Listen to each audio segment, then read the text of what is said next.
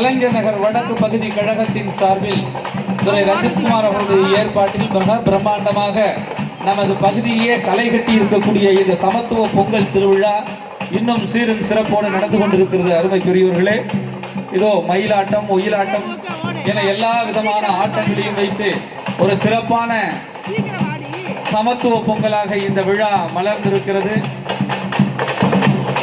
திராவிட model அரசின் பிரத்யேகமாக நடக்கக்கூடிய ஒவ்வொரு ஆண்டும் தொடர்ந்து நமது பகுதியில் பொங்கல் திருவிழா ஊரே கொண்டாடும் விதமாக நடைபெற்றுக் கொண்டிருக்கிற இந்த பொங்கல் திருவிழா இன்னும் பிரம்மாண்டமாக நடைபெற்றுக் கொண்டிருக்கிறது.